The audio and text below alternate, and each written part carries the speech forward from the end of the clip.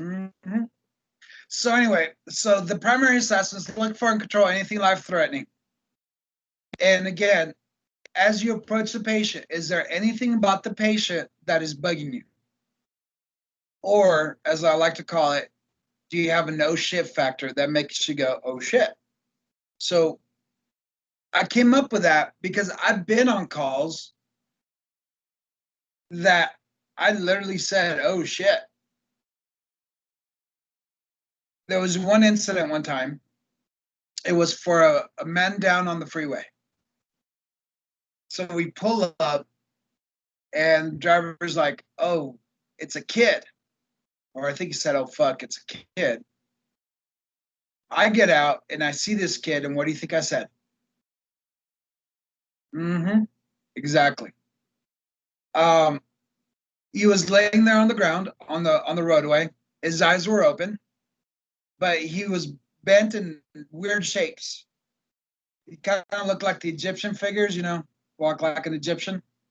His arms were like that, leg was bent back, but it was above the knee. His femur was sticking out, and there's chunks of bone on the freeway for several feet. That's where it came out. Another time it happened was we get a call for a guy stuck on a fence. What happened was, it's a good story when it starts off with he had been drinking, and on the way back home, I think it was, he takes a shortcut through a church. Well, it's after hours, so the gates are locked, and so he climbs the fence. And because he'd been drinking, his balance wasn't 100%. So he slips and falls down. So I get there, I get out, and I see this guy on top of that fence. But what made me go, oh shit, was I saw the fence. It was a wrought iron fence with the spears on top of them. And that spear was in between the legs, in that fold in the inguinal area, next to his scrotum. Yeah, I said, oh shit. So first thought is we need to get a truck company out there to be able to cut off the bar and take him where that thing's impaled in his leg. Fortunately, I took a closer look and realized, and it wasn't his, but the spear had a little ball on it. Again, it wasn't his. It was a safety ball on top of the spears. So he didn't impale himself. He was just stuck. So we helped him out. He did have an injury, so we get him back in the truck. Now, guys, when you're a gangbanger and you're trying to be tough, tidy whities just doesn't do it. Okay, to me, you lose a lot of street cred when you're wearing tidy whities. I'm just saying. Now, these had to have been brand new because either that or he bleached them pretty good because these things were white. I mean, fresh out of the package white. You guys know what I'm talking about? When they fit pretty good. Oh, you still got to adjust a little bit because they're brand new. Anyway, took off the pants, and there's a red spot on his tidy whities. So, not my best moment to take off the underwear of a dude. Not what I normally do. And he had a wound. And I always like the reaction to this. He did injure his scrotum. When he came down, he actually avulsed part of his scrotum. Tuesday, guys are going, oh, what's up with you guys? Let me take a knife and fillet a piece of your scrotum. Okay, there you go, Ricardo. That's more like it. Yeah. He was okay. It was just a soft tissue injury. It wasn't bad. It was maybe about between a quarter and a 50-cent piece size. So. But again, oh shit. So that's what we call the general impression. Is as you're approaching that patient, how is the patient looking to you? And is there anything that's making you go, oh shit? I know the book talks about general impression being the age and the sex of the patient. Age doesn't have to be exact. You could approximate. The sex, nowadays, you might choose wrong. So just, it's a person. And I'm not trying to belittle or diminish identity, because I really am not. But what I'm really getting at is those factors are not important. What it's important is there anything that's making you uneasy? Okay. So that's what the general impression is all about. All right. From there, you look at the level of consciousness. Now, it's pretty easy to establish level of consciousness at the beginning. The way we do it is, as you're approaching, is the patient tracking you? If they're tracking you right off the bat, obviously they're conscious and they're alert. They know somebody's coming towards them. If they are not tracking you and you're standing right next to them, they're still not tracking you, or their eyes are closed, then what you do is you talk to them.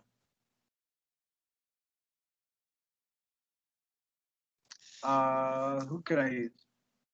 I'll use Marvin. So I called Marvin, and right away Marvin turned. And so because he reacted to my voice, then what we say is he was alert to verbal stimulus. He reacted to me calling him. Or if you say, "Sir, open your eyes for me," and they open their eyes, that is responding to verbal stimulus.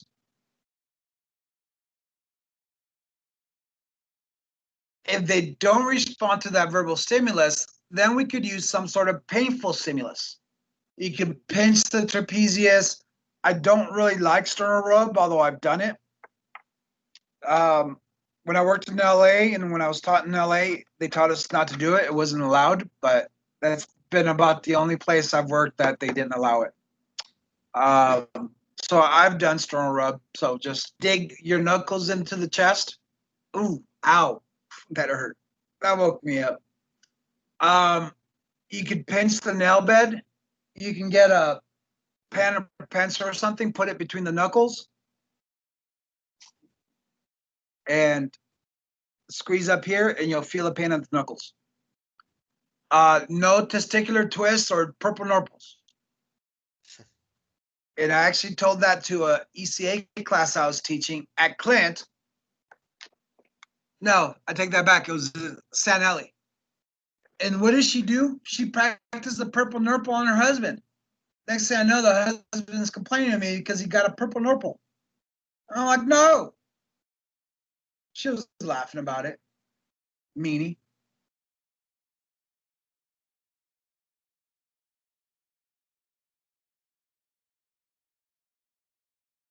So some sort of painful stimulus. If they react to that, then they're what we call, or what we say is they respond to painful stimulus. And if they don't respond, then we say they're unresponsive. And so the acronym we use for level of consciousness, or in this case, is called AVPU, AVPU. They're alert, V, verbal stimulus, P, painful stimulus, or U, unresponsive.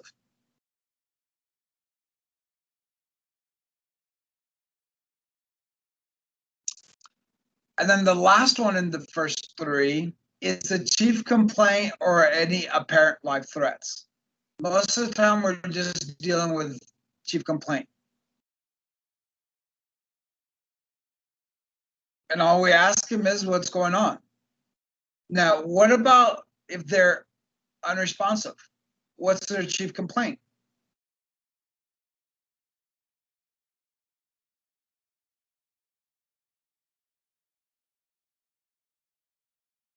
What's their chief complaint if they're unresponsive?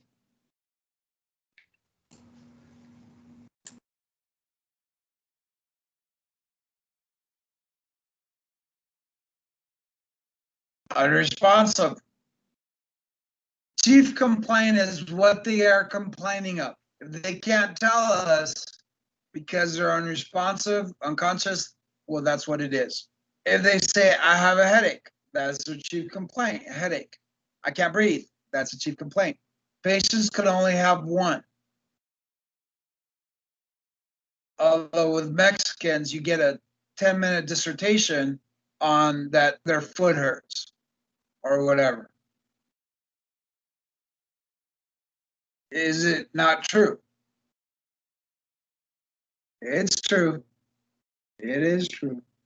I've never gotten like a very quick yes or no answer from Mexicans. Remember, I'm Mexican. You can't get more Mexican than me.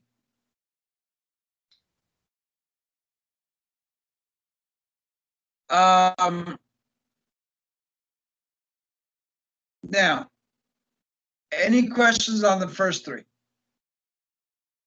General impression, love, consciousness, chief complaint, or apparent life threats?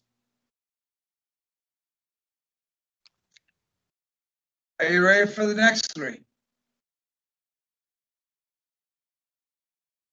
The next three, it's pretty easy. A, B, C. Airway, breathing, and circulation. Remember what I said the other day.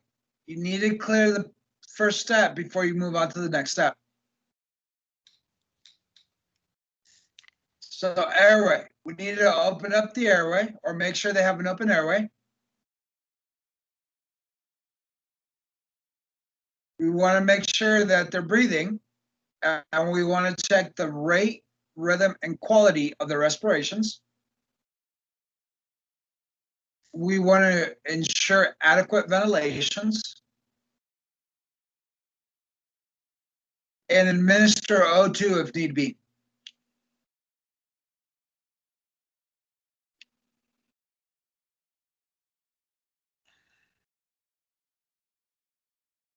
Then we move on to C, circulation. Circulation, same thing, rate, rhythm, quality of the pulse. We want to check capillary refill, remember color, temperature, and moisture.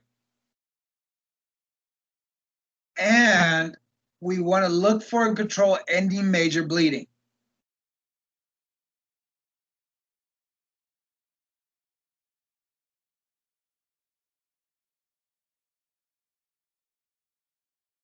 That's it.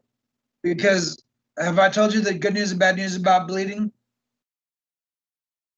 So that's why you got to look for controlling major bleeding. Because the good news about bleeding is that all bleeding eventually stops, but the bad news is that all bleeding eventually stops. So we got to look for and control any major bleeding. Okay. Now, I could assess chief complaint and ABCs in about 5 seconds. Anybody wonder how? All right, Julio, you're my guinea pig. Unmute yourself. Oh yeah. All right. So, you ready? So it should be about 5 seconds or less. So, hi, sir. My name is Lou. I'm an EMT. What's your name?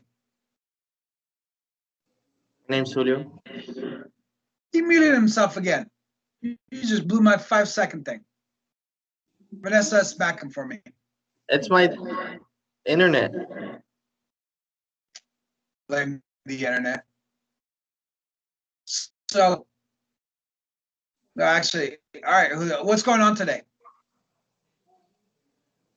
Having trouble breathing. All right. So I just got my chief complaint, which was Trouble breathing. Breathing. yeah, having trouble breathing. And then I got his ABCs already. How? Because Is he's his talking. airway open? He's talking to you. Is his airway open? Yeah. Yeah. And as Gabe ruined my punchline, how do I know? He was talking to me. Is he breathing? Yes, and how do I know? Gabe? He looks good in a shirt. Just playing, because he's talking to you. Because he's talking to me. Does he have a pulse? Yeah. Yes, sir. And how do I know? Because he's talking to you. Because he's talking to me. You see how easy and quick that was? Yes, sir. So that can be done very, very quickly. All right. So that's the second three. ABCs. Pretty simple, right? You ready to hit the one? The one is your transport decision. In other words, are you going to load and go or stay and play? The load and go is bad stuff that you need to get out right away and be on their way to the hospital. Stay and play, it's not as major. And so you have time to take care of some stuff before you start your transport. I'll give you some examples of load and go, but stay and play is, let's say Gabe's sprained his arm or injured his arm skateboarding. No neurological deficits, he has a pulse. We could stay and play. We could stay, we could assess him, we could mobilize it, put a sling and swath on, get him on the gurney. We could take our time. Well, I guess even if he's bleeding, we'll take our time. No, but no, major bleeding, that's a let him go. Okay. So that's the primary assessment, 331. So let's take a look at this. Right, Pastor. We used to call it the initial assessment, but it's primary assessment again. So we're looking for any immediate life threats. We're looking for controlling any major or any life-threatening issues. So general impression. Just tell me what you think. Is there anything about her that is bugging you?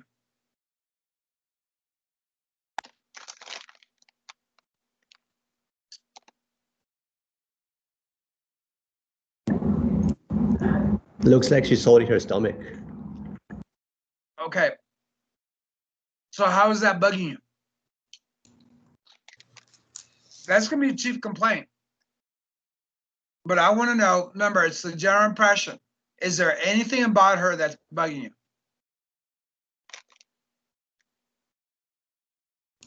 She's got the Karen eyes. You would be afraid of a little old lady. She looks mean. Okay.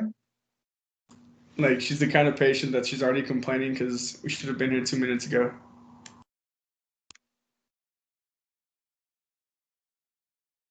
So in other words, you're going to hurry up and take her to the hospital. No. While assessing her. I want to know, is there anything about her condition that is bugging you that's going to cause you to transport her quickly? No. No. No, there's nothing about her that should be bugging you. It wouldn't be until our assessment, finding out medical history, surgeries, all that stuff that would change. Exactly. But right now, there's nothing about her that's bugging us. At all. But yes, it could change later on for our transport decision. But there doesn't appear to be anything life-threatening. All right. So there's the AFPA I was telling you earlier. Alert, verbal, painful, and responsive. So the level of consciousness or mental status, it's the same thing.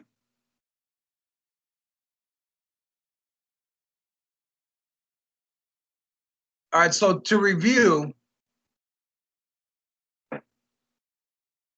it's not apparently unresponsive, it's a possible unresponsive. So you're approaching the patient. Was the patient tracking you? No. No. No, all right. So what's the next thing you do? Stimuli. What kind? Verbal. Verbal. All right, so Verbal, maybe do a it. shake. Do the verbal. Sir, I'm an EMS. My name's Cindy. Are you awake? No answer. Sternum rub. Okay. No answer. So now he is Unresponsive. unresponsive. There you go. All right. So they skipped airway and breathing. Remember circulation. What is it that you're looking for with pulse? Or I'm sorry, with circulation.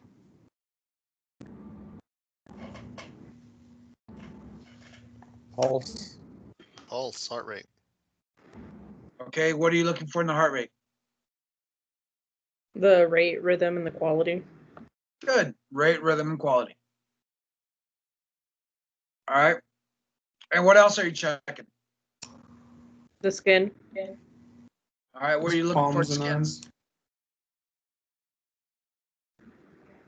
If they're like moist, the color of the skin. So color, moisture, and Temperature. Temperature. temperature. Okay. And then finally, Capillary refill. what was that? Capillary refill? No. No.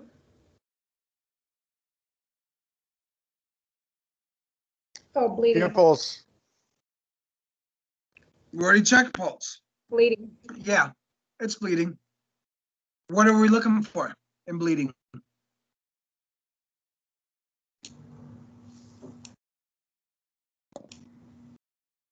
How much, where, and why? No. How did I put it? Major bleeding. You're looking for and controlling any major bleeding. Remember that. You're looking for and controlling any major bleeding. Little scrape, who cares? It's the big stuff.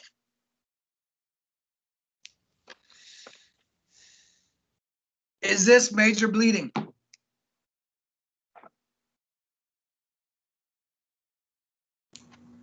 No, Why? because there's no blood. There's no blood. There's blood just be seen. There isn't blood? No, his pants and leg look clean. Huh? His clothing and skin and bandaging looks clean.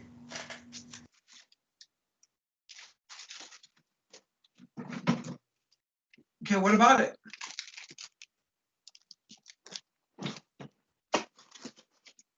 Well, it's not soaked. Okay. And I do see some red right down here where my mouse is. Do you see it? Or my cursor? See it? It's not heavy, uncontrolled bleeding. I see some blood right in there. But yeah, so this is not major bleeding. It didn't soak through the gauze. He doesn't have a streak of it down his leg, and his pants aren't covered in blood. So this kind of bleeding, not important right now. That could wait till later. Okay, that's why I'm telling you guys the way that I'm telling it to you. And I can't right now. Probably I won't be able to for a long time. But I am on my knees begging you guys, remember the little things that I'm telling you about. Arturo, look for and control any Yes. right? Yeah. Okay. Actually, I don't love it. I just get a kick out of this caption. Check for skin color on this African American gentleman.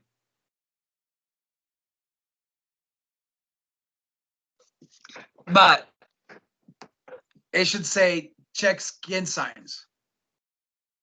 All right? Now, again, where are you going to look for the color to determine whether he's pale?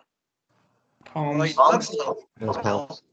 huh? The The palms. palms of the hand. Okay. Where else? The feet, What part of the feet? the bottom, The what? the bottom. The soles of the feet, And then around his eyes or eyelids. not the eyelids. Down here.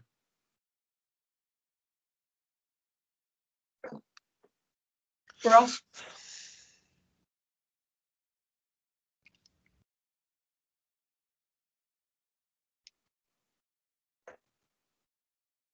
Guns. The gums. Nail beds. Possibly nail beds. Yeah. Between his legs. I was gonna say, so if you were in that aspect, Lou, you'd go for eyes, his palms, legs. nail beds before you I start would look the eyes. before you start having to rip off clothes because it's faster, creates less seam time. Yep.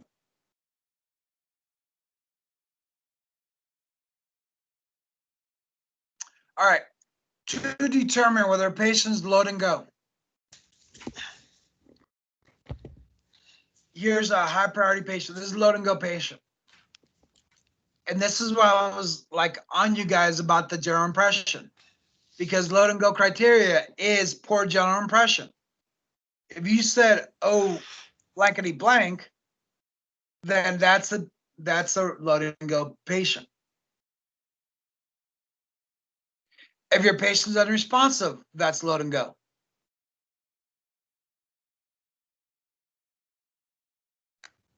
Trouble breathing, any severe bleeding.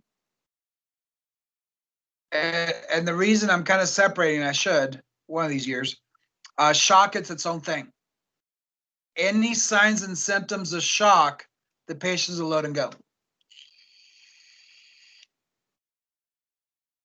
Any signs and symptoms of shock, Arturo, is load and go. And we need to put him in the shock position as quickly as possible.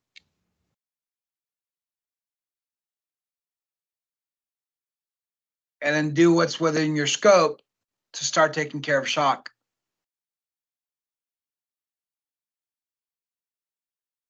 Like an IV.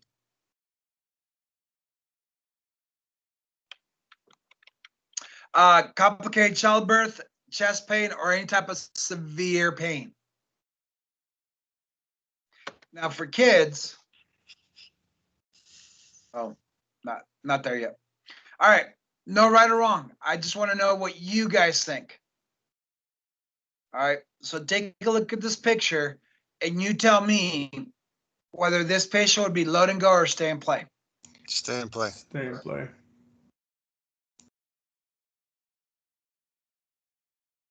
I heard two.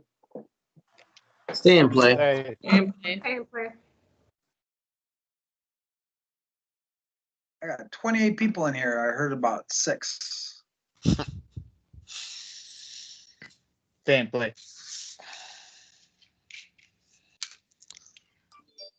Stay and Stay and play. play. All right. Why not load and go? He's already moving on his own. How do you know? He's on the ground. I doubt he fell in that position and just stayed there. I'm sure he was on his side, on his back, got himself up. He's making conversation. He's moving his legs. No bleeding. He's breathing. The last point on there, severe pain. Could he be in severe pain?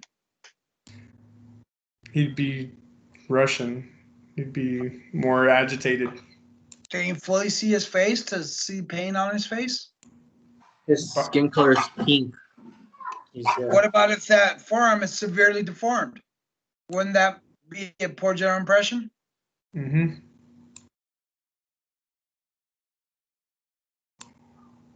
Yes, it would be, but normally when they have severe breaks, if they're still able to move and stuff, they're freaking out. They're not just sitting there talking to you.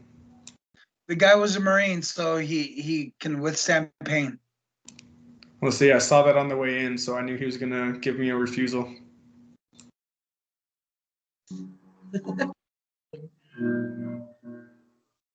Okay. Anybody else have any thoughts?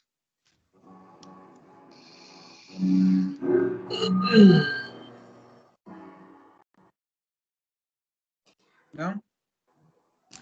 She kind of looks like an officer too. Yeah. I think she is. Yeah, there's no bags, and I don't know. Never seen that much stuff on a EMS belt. Do you have a thing about cops becoming EMTs? I rather not say. Some people listening. Why? Where do you live?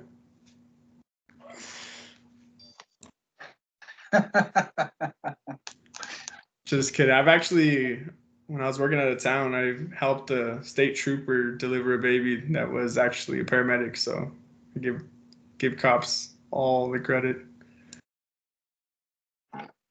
He's just trying to get out of a ticket, Ray.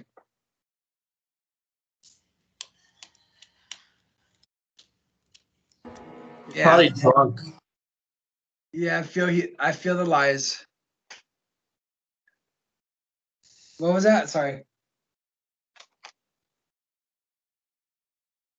I saw that movie too. What movie? The one that Gabe is talking about. It's called body cam footage. It's not a movie, sir. Come on. So yeah, I agree with you guys. Even though that ladder is toppled over, it doesn't look like a very high ladder. So yeah, maybe he broke it, but it doesn't look that bad. So for right now, yeah, I would go with standby. So what was the rule? Oh yeah, never mind. You had it right there. About falls greater than their like 3 times their body height or something like that. Oh, we're not there yet. Yeah, I know. Sorry. That's right. But yeah, we'll talk about it. But yeah, that's also significant. All right. So what's the purpose of the primary assessment? Get an idea of what's happening. No.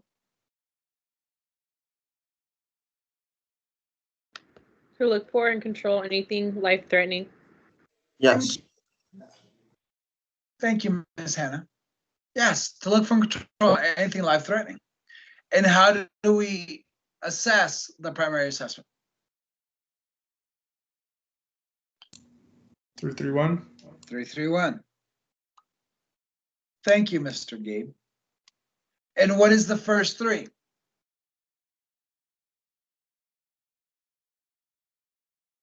You know, one of the laws of learning is repetition and recency.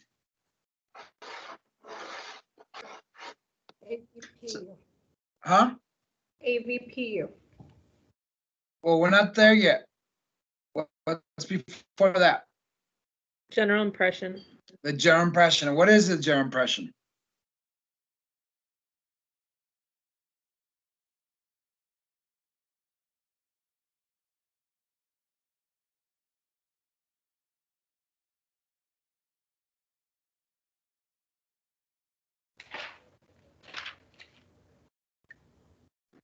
If there's something that's really bothering you. Yep. As we approach the patient, is there anything about them that's bugging us? All right. Oh shit. Yeah, or the oh shit factor. All right, what's next? If they're responsive. All right, the level of consciousness. And what do we use for that level of consciousness? The AVPU. Yeah, AVP or AVPU, which stands for? Alert, verbal, pain, or unresponsive. There you go. All right, and what's next?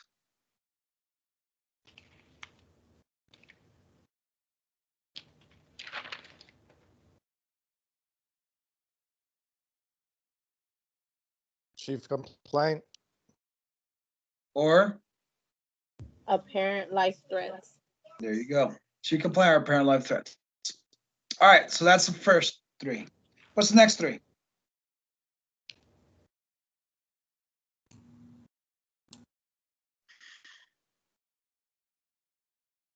ABC. There you go, ABCs. So in circulation, what are we looking for? Any bleeding? Uh, But that's not how I put it. um, Controlling any major bleeding. You forgot one part. You're right. pulse rate. Major bleeding, but Look for. there you go. You want to look for and control any major bleeding. All right, so we're checking the pulse, the rate, rhythm, and quality of the pulse. We're looking for skin signs, color, temperature, moisture, and we're looking for controlling any major bleeding. All right, and what's the one?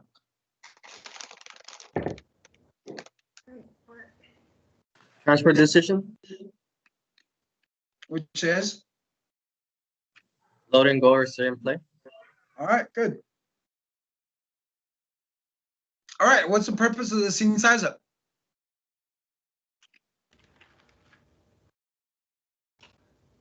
Ha ha ha. Curveball. Oh shit, Dodgers are playing. Safety. Hurry up, Dodgers are playing. If you can get out of the vehicle safely, or if it's safe to approach the patient. And Okay. I say it differently. That's why I had to think about it. But yeah, is it safe for you to get out of your vehicle, and then is it safe to approach the patient? What was that? Is it safe for you to get out of your vehicle, and is it safe to approach your patient? That Yes, was- Dodgers are winning 6-1 and top of the 8th. So is that scene safety or scene size up? That's my question. It's your scene size up. The purpose of the scene size up. All right. Next. So how do we determine scene safety? I'm sorry, scene size up.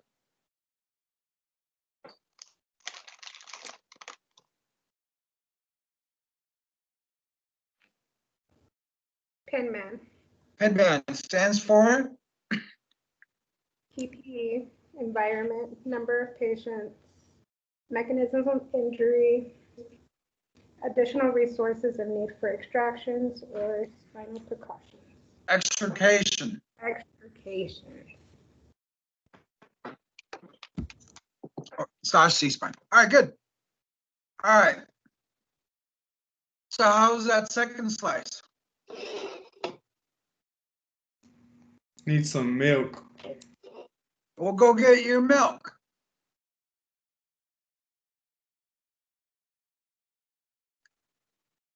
Can't complain about not having milk if you're not gonna go get some milk. All right, Gabe. All right. You guys ready for the third slice? All right. The outline really does help for this next part. This next part is called the secondary assessment. So here's where we do a full body assessment. Well, we can, kind of, sort of. Here's where we're actually doing what we call the physical exam. The purpose of the secondary assessment is to look for and control anything else life-threatening that we didn't catch in the primary assessment.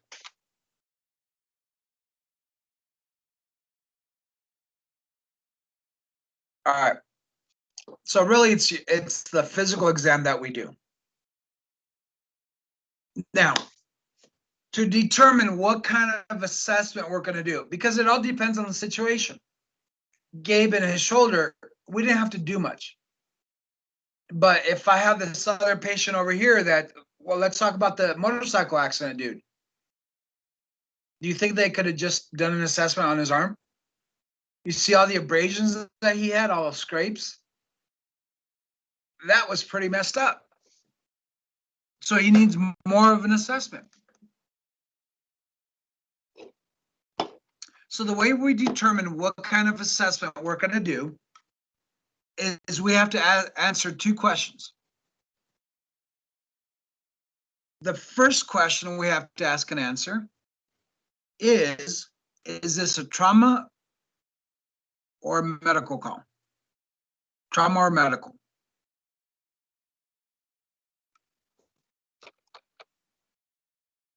I'm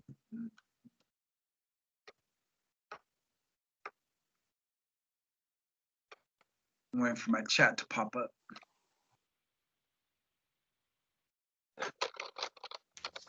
First question. Trauma, medical. Let's say the answer to that question is trauma. So the next question we have to ask, is it a significant, non-significant, significant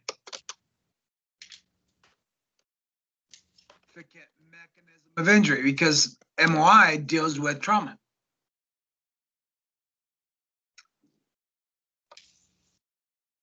I'm going to put second question.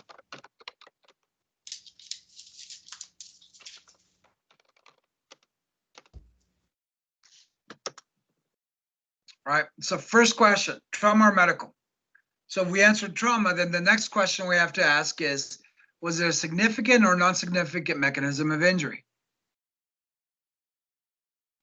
So let's say it's a significant mechanism of injury. What we're going to do is what we call a rapid trauma assessment.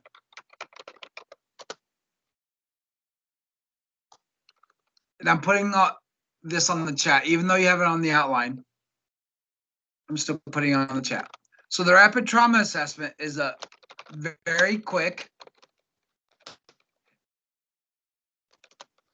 head-to-toe exam or assessment, lasting no longer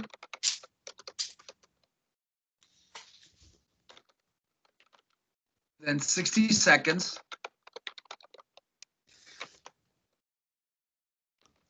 Looking and controlling anything else life-threatening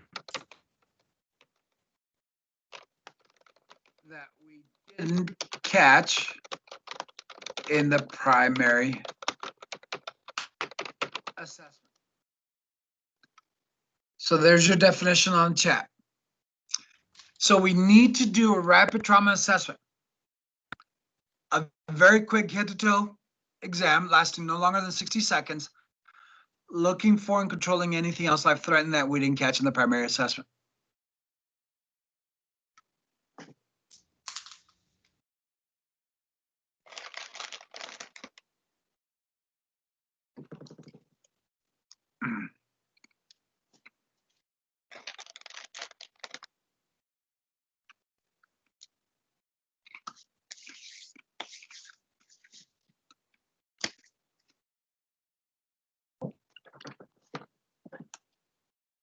Here's why.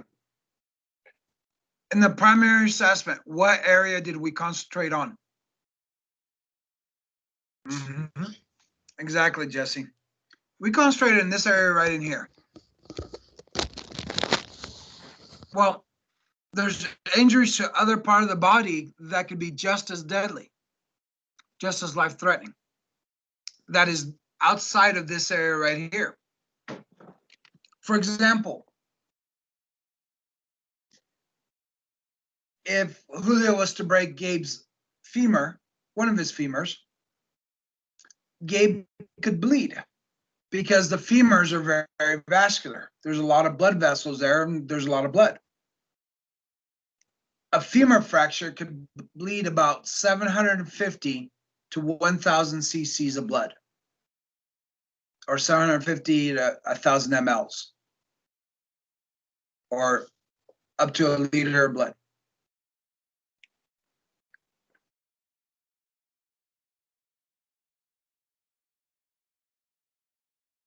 1 liter of blood is approximately 20% blood loss.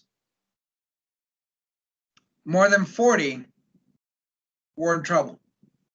We could be near death. Now, he got really mad because he owed him $20, so he broke both femurs. Damn, Julio, remind me not to borrow $20 from you. So now with both femurs, what are we talking about? Blood loss.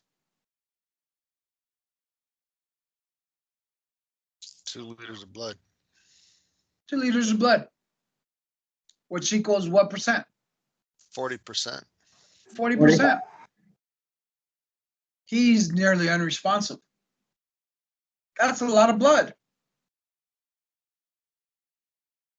And so one of the significant mechanisms of injury is bilateral femur fractures.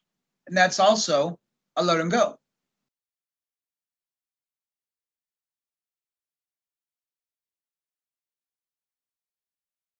Another one that's life-threatening is instead of breaking his legs, he broke his pelvis.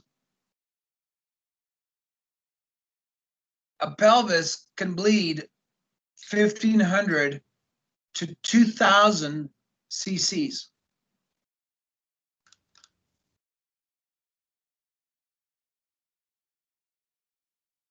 Again, we're looking at upwards of 40% blood loss.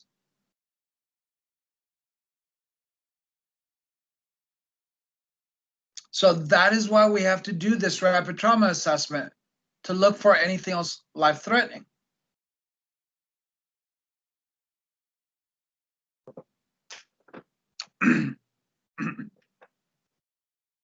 All right. What am I trying to do?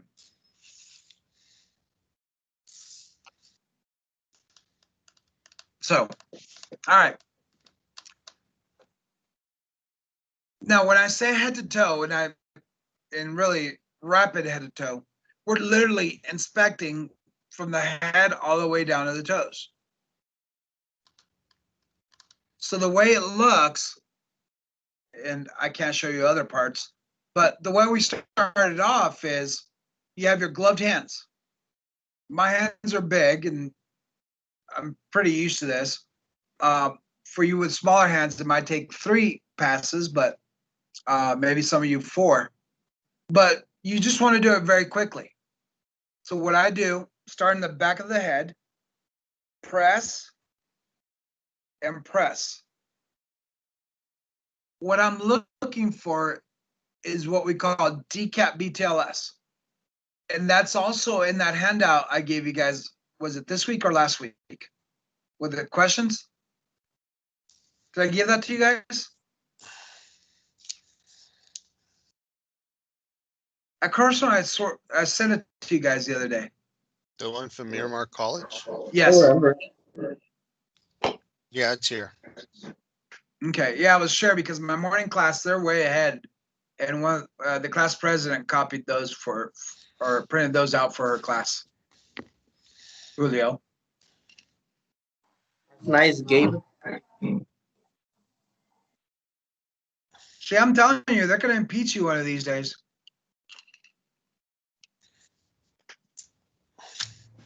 All right. They can try, Lou. It's already been done in history. It didn't happen. Oh, I had a class, the last night class actually. They impeached the vice president.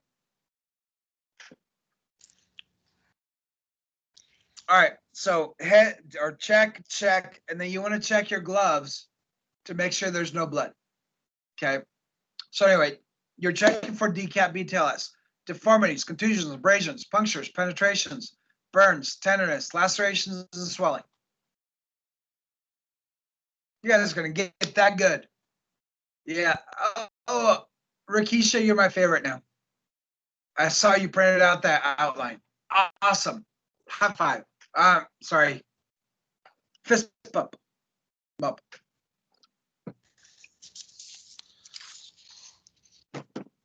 All right.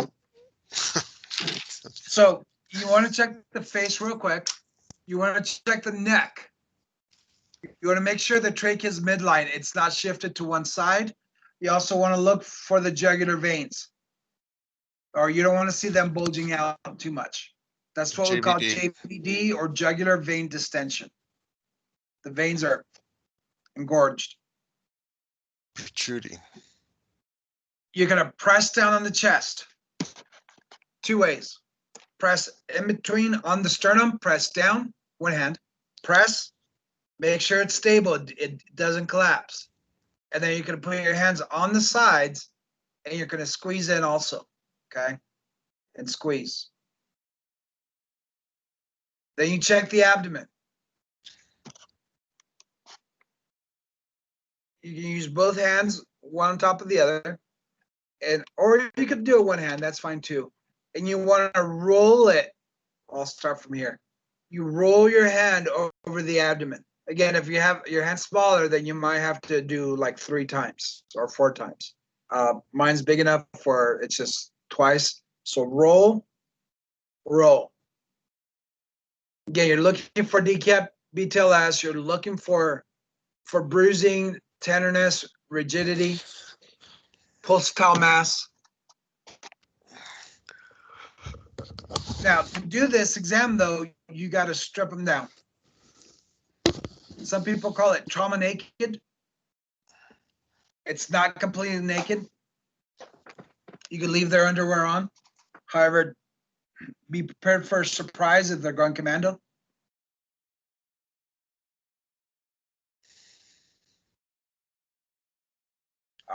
I remember one young lady. Let's say, no, she wasn't going commando.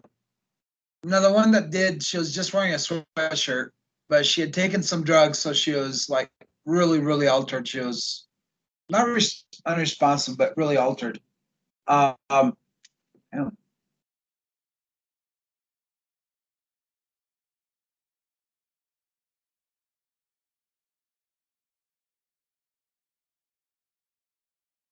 Hmm.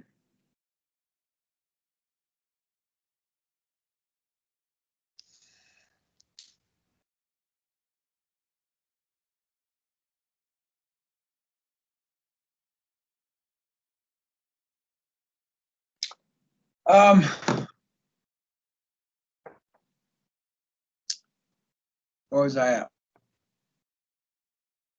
Oh, this young lady. Yeah, the second one, all she had was a sweatshirt, and I found out the meaning of landing strip. That's another story. You can't be shy in this job, let me tell you. You really can't. But this other lady, again, you can't be shy. She, let's just say that she didn't know about bikini wax. She was wearing, we removed the pants, and she had one of those bodysuits on. And yeah, those little hairs sticking out from the side was interesting.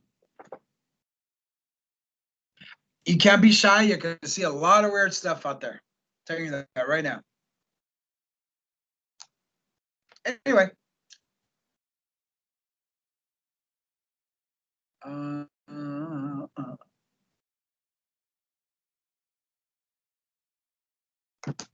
Move on down to the pelvis. You want to use the heels of your hand on top of the wings of the pelvis and press down. Again, we want to make sure they're stable. And then around the hips, just like you did in the chest, squeezes in as well. Now, do not press down on the hips on a child. Their hips are not that strong yet. You could actually separate the pelvis. So don't do it. Then you check the legs, counter pressure on either side. You go down the feet. If they're conscious, you could do PMS. If they're not conscious, you can't do it other than a pulse. Yeah, the guys that like bioprism. I didn't want to talk about it, but yeah, Steve brings up a good point. On a trauma patient, as you're inspecting the pelvis, and as he said, the priapism, you want to observe for a priapism.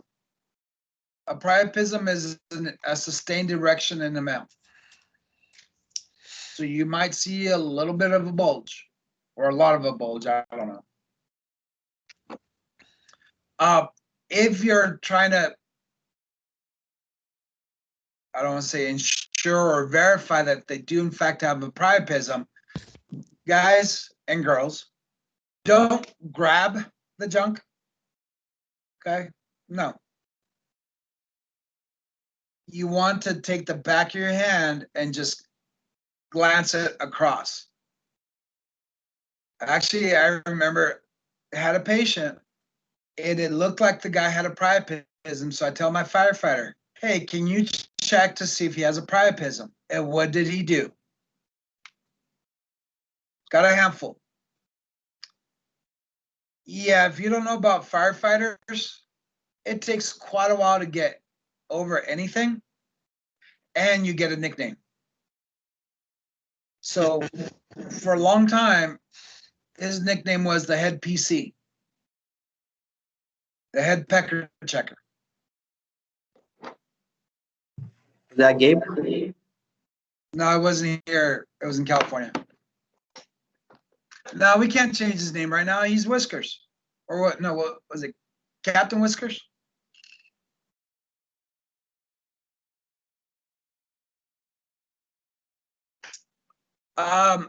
You also check the upper extremities. Again, counter pressure, upper, lower. And again, if you're able to, check PMS. Then you roll the patient over, inspect the back. You want to feel down the spine, and you're looking for and feeling for any what we call step-offs, which are bulges on the spine. Once you do that, you can put them on the board and take them away. Okay.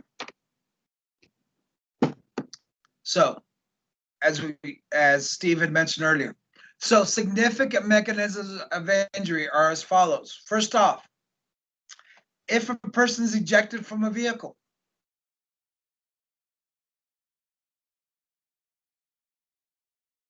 if you have a death of a co-occupant of a vehicle, the reason why is if you have an impact that was severe enough to kill one person, do you think it was severe enough to cause major injuries to another? Yes. Yes. So that's why if you have impact, if you have a death of a co-occupant, then that's significant. Now this book, and I learned it as falls greater than 15 feet. Now they're saying falls greater than 20 feet is significant. Although for OSHA, hint, hint, fire guys and cop, for OSHA, any falls at work greater than 12 feet require OSHA notification.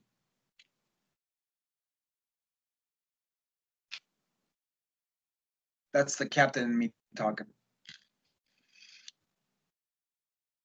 The chief in me says, don't bug me.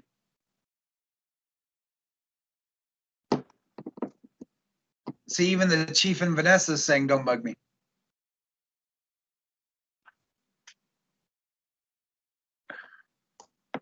What else? Roller vehicle collision. A lot of forces, a lot of stuff in the car can cause a lot of damage. High-speed vehicle collision, any type of vehicle versus pedestrian. And I'll tell you that story later if I haven't already. Any type of motorcycle crash. Look at the dude in the night watch. If they're unresponsive or altered, pretty good indication of a head injury. And then any type of penetration to the head, chest, or abdomen. And more specifically, if there's any type, excuse me, if there's any type of penetrating injury, in other words, it goes through the skin inside the body, between the mid-clavicular lines. Remember the clavicles? Right in the middle, there's a line on either side. So anything in there, which is right in here. Anything right in here a significant mechanism of injury. Okay. For kids, any falls that are greater than 10 feet or twice their height. Falls greater than 10 feet or twice their height, significant. Also, any type of bicycle collision and any type of medium speed vehicle collision. Okay. There's decap BTLS. I don't, oh, that's in that other handout. So commit it to memory, Arturo. The what? Commit decap BTLS to memory.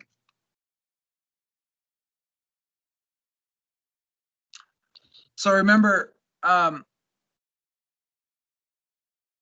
you go through the scenario and the assessment, you got to remember, and this really for everybody too, you got to go through your scene size up, you got to go through your primary, and you got to start taking any issues that involve airway, breathing, or circulation. And so what I recommend is right before you start checking airway and breathing, make sure you at least strip the chest to look for anything, okay? Now, just real quick on the chest, even though we're gonna check the chest later on, you could still look at the chest. You wanna look for things like what we call a flail segment, paradoxical movement. Those are gonna be abnormal things, and we'll cover those more in trauma when we get to chest traumas. But that's something abnormal. You wanna look for any bruising on the chest. Dust and the decapitalis, contusions, those are bruises. And then you want to take care of those before you move on, because it's going to be very important that you find and you take care of any issues with the ABCs before you start doing your secondary assessment.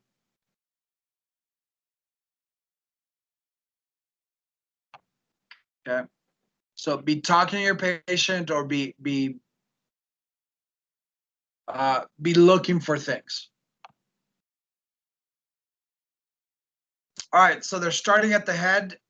They suspect a neck injury, so they're holding C-spine. Check the scalp. Kind of checking the cheekbones, the back of the neck. Now, don't be filling up your patient. That's what this dude's doing. Oh, I was about to say something, but then I remembered Ray. Yeah, no. Hi, Ray.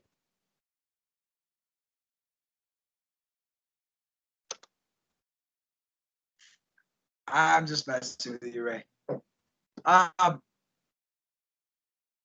Yeah, don't fill up the patient. Remember, single hand on the sternum, press down.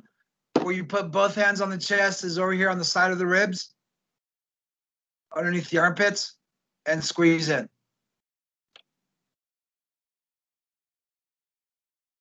Palpate the quadrants, the abdomen, the pelvis. You don't have to turn them on their backs yet. Check the legs, counter pressure. Check PMS. I gotta crop that picture. I can't stand those toes.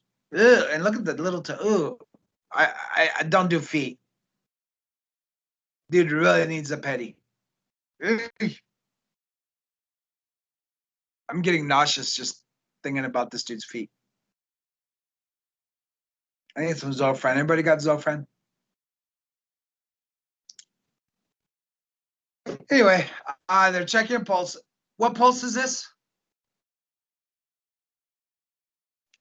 Pedal. More specific.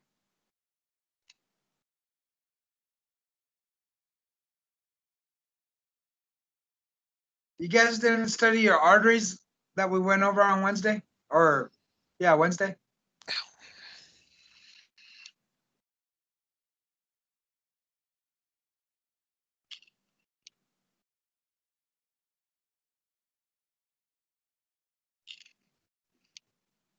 Is it the dorsalis? Dorsalis pedis.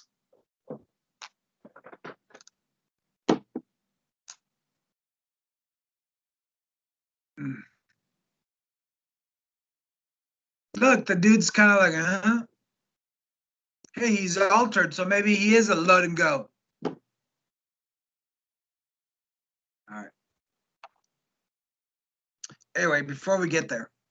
All right. So that was the significant mechanism of injury. Now let's go back to Gabe and his non-significant mechanism of injury. Because all it was he just fell, landed on his shoulder, dislocated his shoulder, or did something to his upper extremity. That's not significant mechanism of injury. And so the kind of assessment that we do is what we call a focused history and physical. In other words, we're just focusing in on the injured part. So we check it, again, looking for decap BTLS. We're going to do PMS, and then we immobilize it, secure it, and transport. Okay. Do you see that with a non-significant? How it's a focused history and physical? Because, why?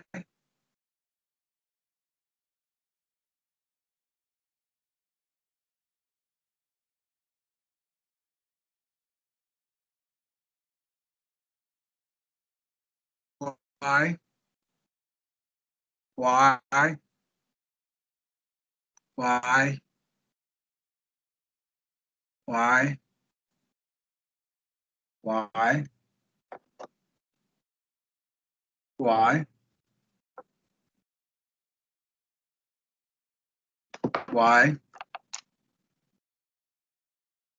Why? Why? The speaker's on. Why? Really?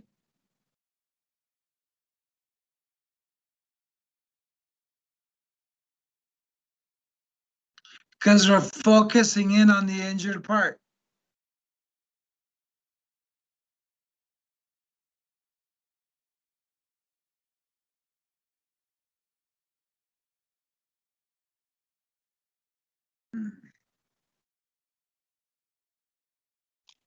All right.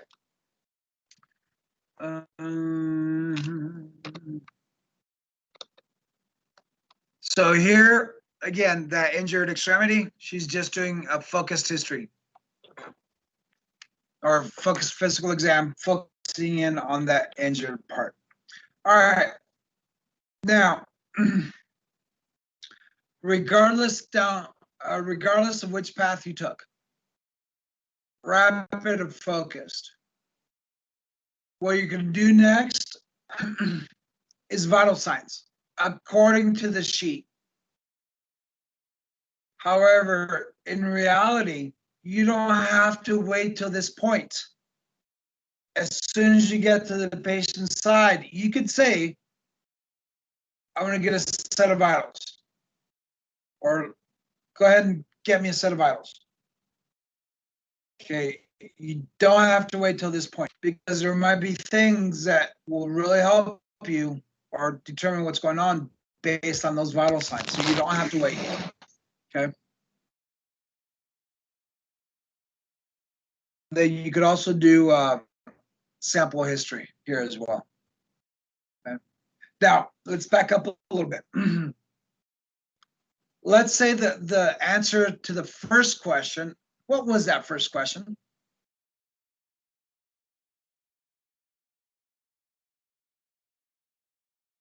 Trauma Is or trauma or medical? medical? Trauma or medical? Good. So the answer now is medical. So what's that next question we have to ask and answer? Significant or non-significant? There you go. No, not in this case.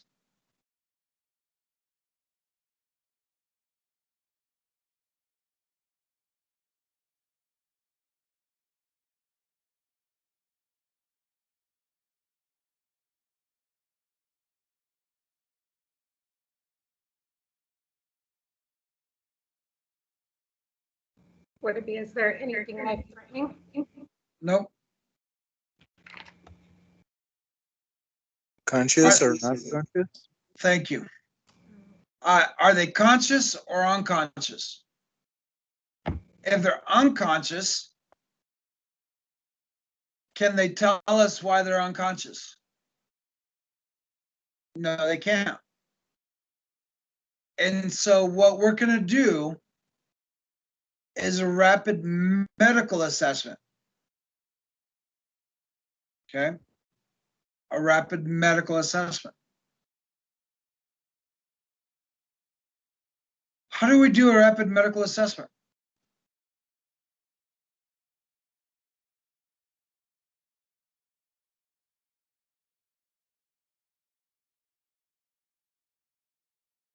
Don't you just check the vitals, the BGL, and all that? No.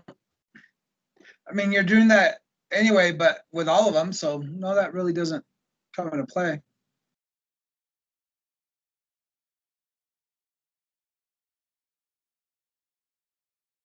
The way we do it is just like it actually looks, and it is just like the rapid trauma assessment, except we call it a rapid medical.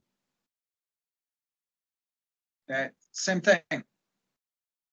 Now, always remember with medical, before you go down the medical rabbit hole, always rule out trauma first. And we're doing that by doing the rapid medical assessment. We're looking for trauma. We're trying to find why that person's unresponsive.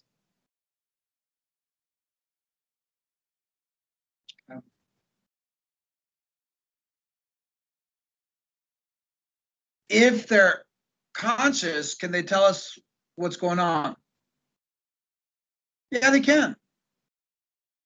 And so just like we did with trauma, we're going to do a focused history and physical exam.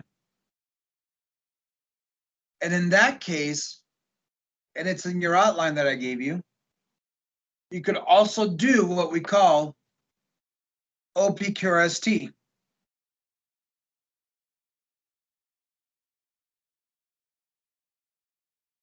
OPQRST. Onset, provocation, quality, radiation, severity, and time. Again, another acronym you need to commit to memory.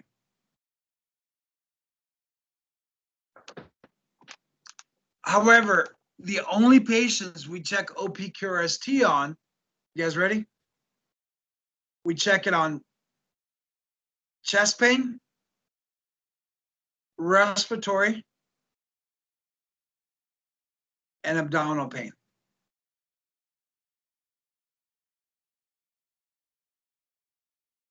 All right. Chest pain, respiratory, and abdominal pain are the ones we do OPQRST on.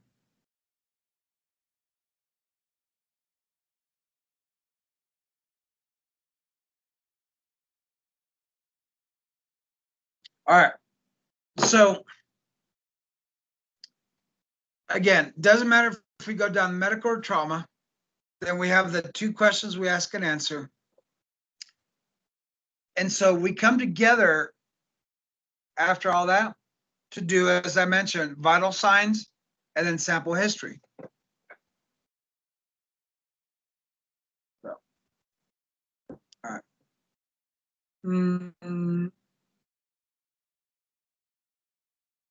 Isn't sample history something you could get en route? You can, but some of them you might want to get earlier. And like last oral intake, for the most part, that's not necessary. And that's what sample history means. The good news is once you get done with school and you're out there, we don't use sample anymore. We use HAM, history, allergies, and meds. If you guys will give me a few minutes, I'll be right back. Yes, sir.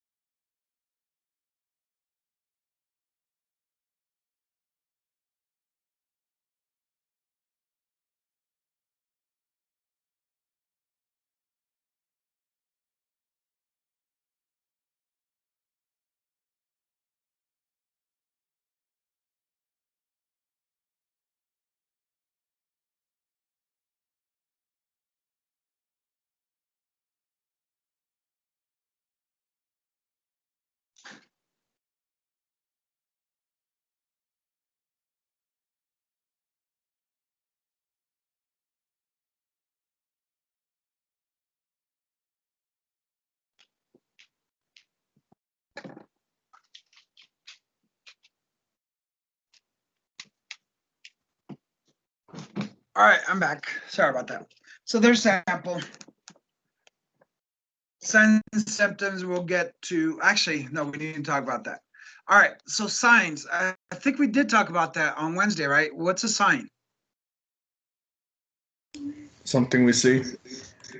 Or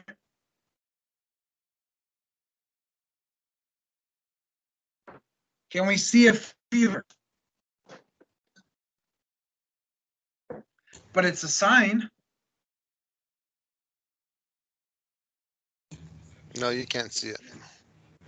No, you can't see it. But I'm trying to expand on Gabe's definition so we can prove that the sign or that fever is a sign. You can feel it. No? You can prove a sign. Okay, how? I mean, in regards to the fever, you could use the thermometer or something that would read their fever. Or by touch, I guess. Yeah.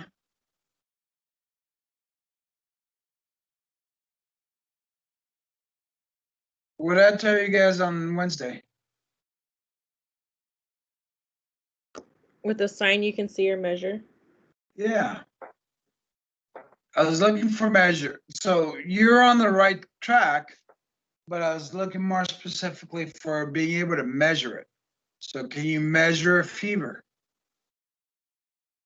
Yeah, you can. Or there's a symptom you can't see or measure. Now, allergies, we don't really need to know that they're allergic to grasses and cats and all this other stuff. It's more, are they allergic to any medications? If they're not, we use the abbreviation NKA or NKDA. No known allergies or no known drug allergies. Current and past medical history, that's kind of pertinent to what's going on, but we just ask them, do you have any medical problems? We don't care that they had a ingrown toenail. We don't care that they had a nose job. We don't care certain things. Just any medical problems, cancer, heart problem, diabetes, that kind of stuff. I was telling you about the last oral intake. We really don't need to know when they last ate, unless those are a dental issue or they're probably going to surgery. Other than that, we don't need to know. I had an EMT that always would ask that question. So when's the last time you ate? Who cares?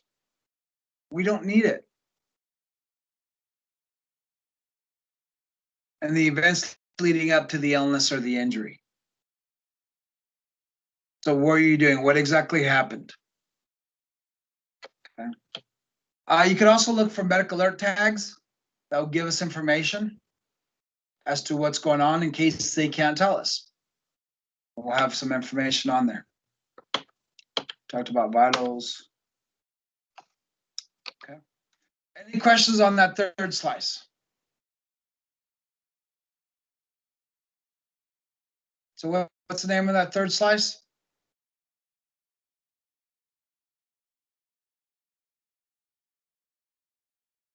Secondary assessment. It's a secondary assessment. Yep. And why do we do it?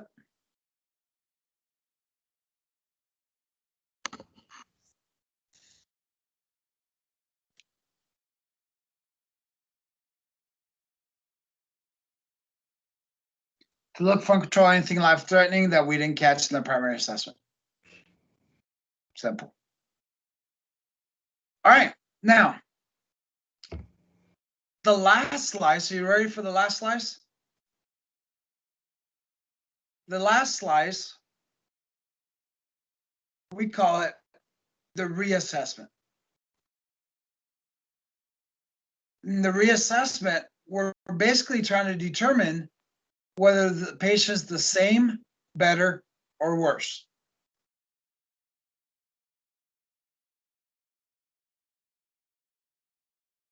And depending on their status is going to determine every how often we assess them.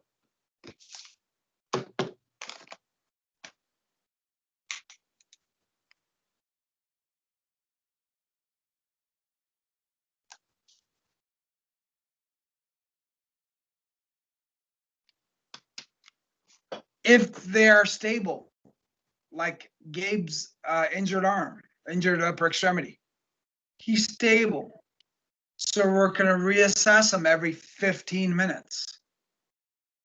He doesn't need constant supervision.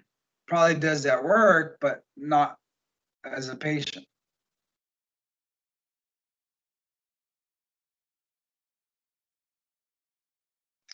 And then and for unstable patients, like that guy in the motorcycle, we reassess them every 5 minutes.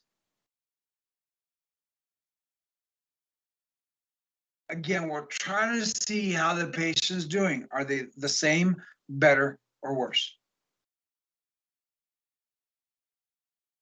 Okay. Are they the same, better, or worse?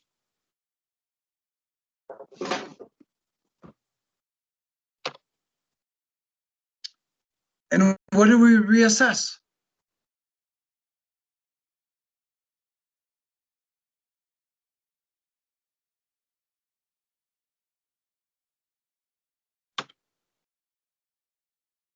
Our primary assessment,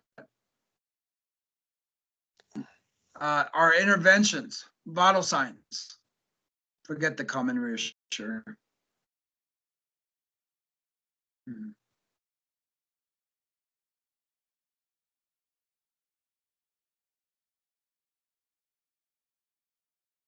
And that's it. Okay. Any questions? No, sir. So remember the steps. Make sure you review your chapter because it has other things. But I like to I like to explain patient assessment this way. Because that's more of the meat and potatoes. Okay. So, excuse me, I'll be right back.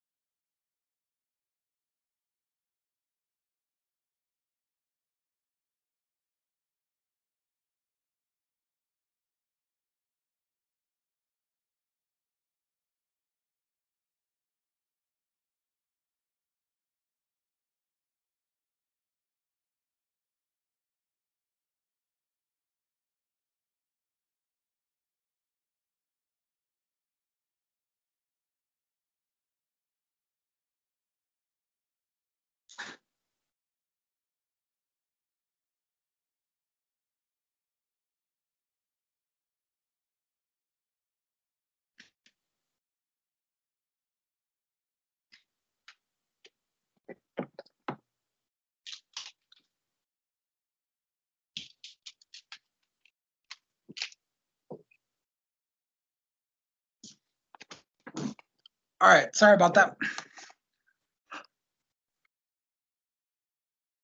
It was that foot that just really upset my stomach.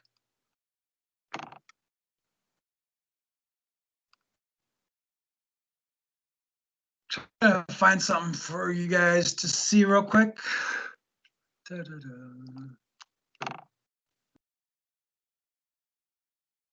Except, of course, my computer is slow today.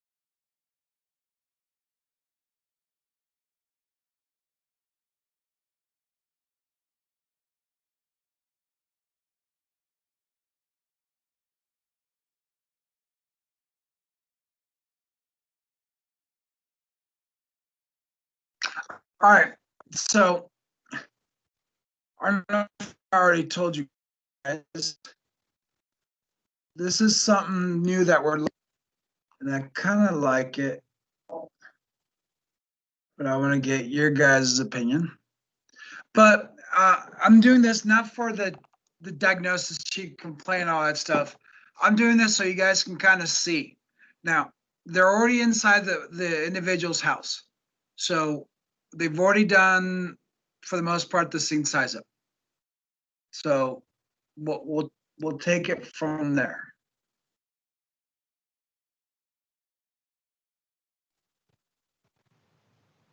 All right.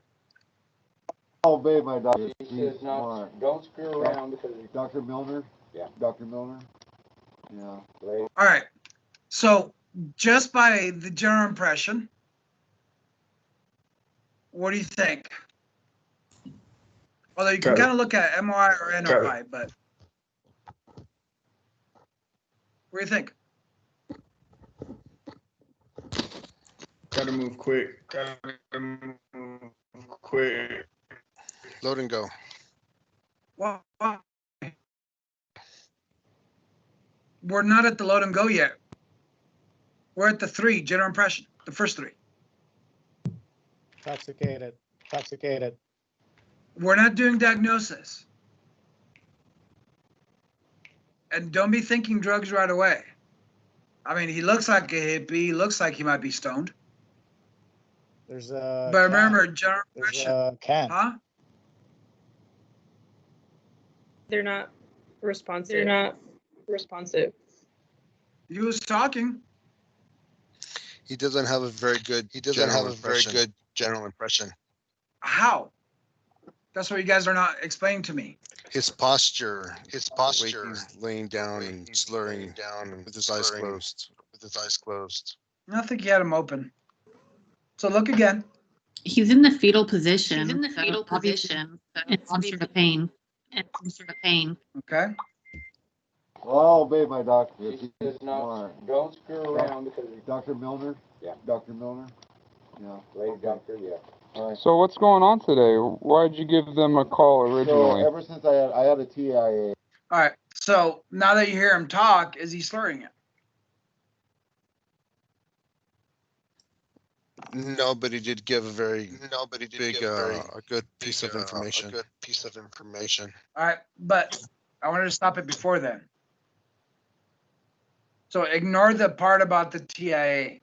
Okay. You know what the TIA is, so let's not get to that point because we're not there yet. But right now, so again, going in, your general impression, you look at the house, you look at him, okay? Anything about him bugging you? Yeah, his looks- sorry. His color, it's dark in there.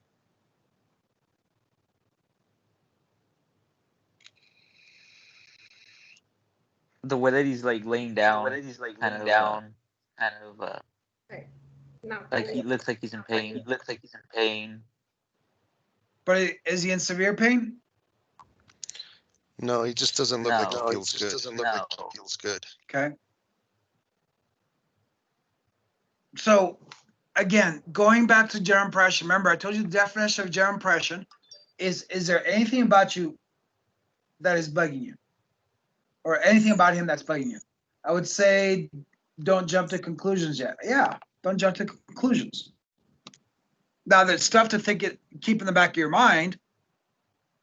The tie-dye shirt, he probably enjoys a little bit wacky tobacco.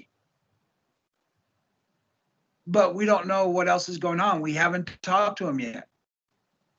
Now, they did ask him, have you heard? So we went on to the next step. Obviously, he's tracking them. So he appears to be alert, telling them it's over there, whatever they're looking for. And now they get to the chief complaint, right? So he's starting to give him some history. All right, that's fine. So going back to the 331, so we got the first three. Now the next three. Does he have an open airway? Does he need help? Is his airway open? No. Yeah. Okay. So yes, for he has an open airway, but does he need help with the airway open? No. He does? No. No. No. Okay. Is he breathing? Yes. Yes. Yes. Okay. Yes. Did it sound like he needed help with his breathing? No. No. No. No. Does he have a pulse? Yes. Yes. Yes. But we don't know what the rate, rhythm, quality is yet, so that's something we're gonna have to establish. Does he have any major bleeding? No. No. No. Now somebody said he looked pale. Well, he's inside in a dark house. How much light is coming in?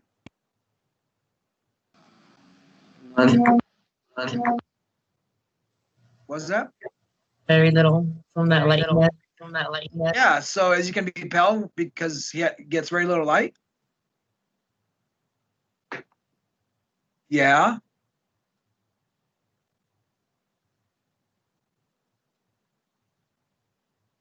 So unless there's something else going on, right now his color is not worrying me. One thing bothering me So is the fact that he hasn't gotten out. He hasn't gotten out. Okay. But does that call for low to go? Off of experience, normally they would come to attention or get closer to you. So if they're not moving, it's normally because they're in extreme pain or they can't. What if he wants to vomit, or what if his back hurts and doesn't want to move? That's why we're going to do our assessment. Yeah, so again, going back, transport decision. Is there anything here from what you have heard that would make you, or what you've seen that will make you say this is let him go? No, sir. Not yet. Not yet. All right, so far it's a stay and play. That could always change, but for right now, with what we have, it's a stay and play, right? Yes. Okay, Yes. let's keep going. On November 6th last year, and ever since then, I've been getting slowly worse at being able to maintain my Sure, moving pretty quick to me. coherence, I guess, on the road. Okay. It's slipping away, and I almost crashed my car 3 times on the way over here. Okay. So it sounds like he's having some cognitive issues. He had a TIA. Don't know That's how a mini long stroke, ago. right? That's the mini stroke, right? Yeah. So he said May of last year. Well, we don't know what time period we're in now. So it could have been 6 months ago. It could have been a year ago, more than a year ago. We don't know. But later on, we'll find out a TIA is a precursor to a full-blown stroke. But let's move on. Okay. I found myself almost ditching it. Just kind of losing consciousness, kind of? Yes, actually I ran up on somebody's lawn today. Okay. Any drugs or alcohol? No. No? None. Okay. Have you fallen down in the last week or anything? Hit your head? Nothing like that? Are you diabetic? Do you have blood sugar problems? I'm aware of. Okay. How about right now? Are you in any pain right now? I have a hernia, yeah, I'm in pain. Okay. I've been in pain there. But that's old stuff, that's nothing new? Well, no, it's kind of new, but I mean, I had to walk 10 miles yesterday. And Okay. I really. So that took care of your pain issue. So you see how he's asking questions? And he's telling you he's having some cognitive issues. So, all right. Anyway, so that's kind of what I'm talking about. They're having the framework and start looking at things, start formulating things in your mind, start asking questions. I don't want to get too involved with the assessment because we're not there yet as far as what questions to ask. But you see the basis. Okay. All right. So review, start learning your acronyms, your mnemonics, or not your mnemonics, your acronyms. And go over that outline. Start rehearsing it. Okay. Just real quick, because of what's going on in the county, and they said 2 weeks, so I told you I'd reevaluate. And right now, the county judge really wants to wait 2 weeks to see what happens. If there's no improvement, he wants to shut down the city again or the county. So we're going to stick with no skills until further notice. I'll reevaluate it again in about a week or so to see what's going on. But we didn't break 1,000 yesterday, so that's good. But we were still over 900. So, all righty. You guys have anything else? No. All right, guys. No, sir. No, sir. You have a very safe weekend. Stay out of trouble. Enjoy your weekend, but don't enjoy your weekend. Get your honeydews done. Yes, sir. Make sure you give some good honeydews to your significant others. And I'll see you guys on Monday. Thanks. Thank you, Lou. See you Monday. Thank Sounds you. good, Lou. Goodbye. See you Monday. Bye, guys. Be safe. You too. Yep. You too.